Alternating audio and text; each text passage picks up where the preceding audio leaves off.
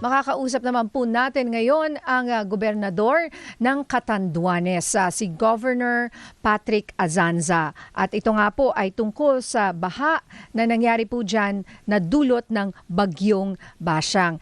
Magandang umaga po, Gov. Magandang umaga po, Ma'am Ninya, Sir Mig. Kumusta na po ngayon ang panahon dyan po sa Catanduanes?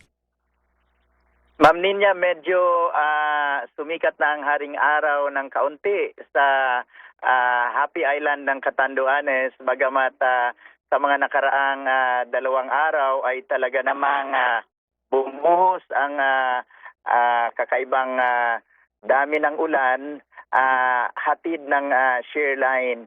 Bagamat hindi kami ang tinamaan ng bagyo, ang shear line naman ay nagdulot ng napakaraming pagbaha sa iba't ibang lugar sa ating probinsya ng Catanduanes, lalo na sa Bato, Higmoto, San Miguel, Viga at Pagamano, gayon din sa Pandan. At kahit ang Karamuran ay hindi rin nakaiwas dito, ang pagbaha po ay talagang dahil sa napakaraming dami ng ulan na bumuhos sa isla sa loob ng 2 araw na magkasunod. At dahil dito, naging malambot din po ang mga lupa na naging dahilan para may mga lugar at mga highways na nagkaroon ng landslides po, gaya ng papunta sa Viga at sa Higmoto. At patuloy naman na ginawa ng paraan ng Provincial Engineering Office at ng DPWH yung pagsasaayos sa mga kalsada. At ang iba po dito, karamihan ay mga passable na po uli ang daan papuntang norte ng ating isla.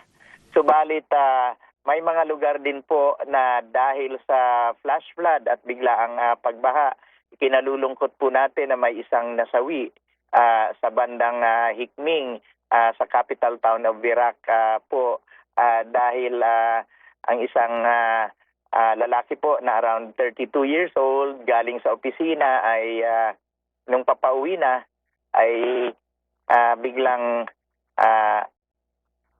sa kanyang daan pauwi ay meron pong baha at sinubukan niyang tumawid. Ngunit natangay siya ng malakas na agos at sa kasamaang palad ay dead on arrival na po ng madala sa ospital. Bagamat maagap na nagsidatingan ang mga rescue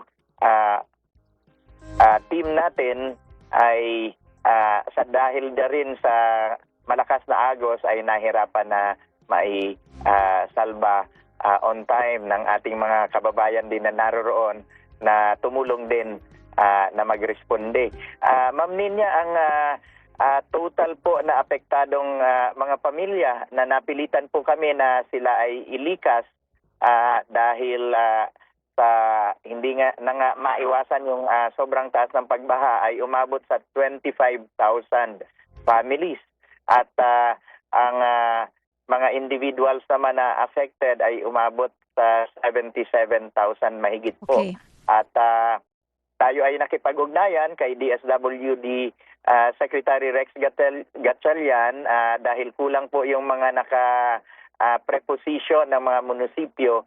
At nagpapasalamat po tayo dahil agad naman pong nagpadala ng 18,000 food packs si DSWD Secretary Rex Gatchalian, katulong ng Regional Director ng DSWD na si Norman Laurio po. At ito po sa ngayon ay tatawid na mula sa Tabaco Albay pabalik na po sa Virac Catanduanes para po ito ay mahihatid na ayuda sa mga naapektuhang mga pamilya po. Opo. Ang 10,000 naman po ay manggagaling sa DSWD Manila. Opo.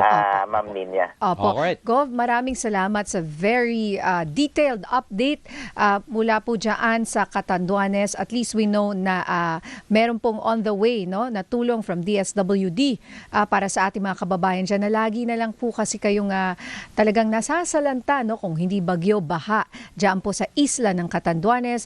Governor Patrick Azanza, maraming salamat po sa inyong oras. Maraming Sige po. salamat po, Ma'am Ninya at Sir Migs. Mabuhay po kayo at more power sa inyong istasyon. Ingat Salamat po kayo, Gov. Ayan po ang Governor ng Catanduanes, Governor Patrick Azanza.